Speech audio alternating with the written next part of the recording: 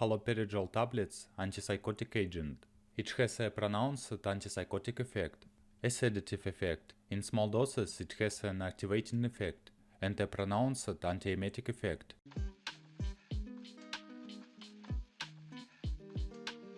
Indications: acute and chronic psychosis accompanied by agitation, hallucinatory and delusional disorders, manic states, psychosomatic disorders, behavioral disorders, personality changes, paranoid, schizoid, and others, Gill-Delatour syndrome, both in childhood and adults, TICI, Huntington's chorea, long-term and therapy-resistant vomiting, including those associated with anti-cancer therapy, and hiccups.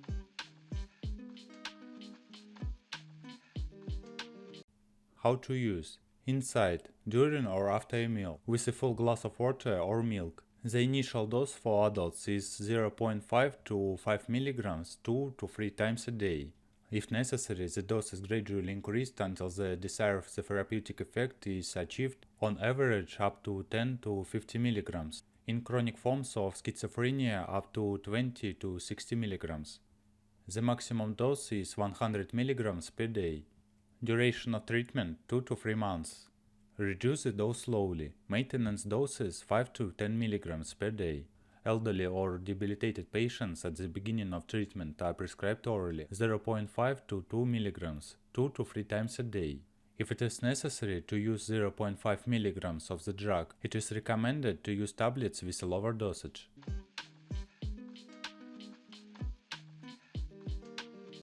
Contraindications: hypersensitivity, severe depression of the function of the central nervous system against the background of intoxication with xenobiotics, coma of various origins, CNS diseases accompanied by pyramidal or extrapyramidal symptoms, including Parkinson's disease, pregnancy, lactation, children's age, up to 3 years for this drug forms.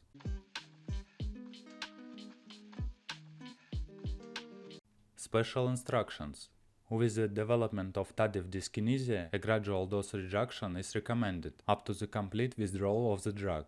Treatment is stopped gradually in order to avoid the occurrence of the withdrawal syndrome. The antiemetic effect may mask signs of drug toxicity and make it difficult to diagnose conditions whose first symptom is nausea.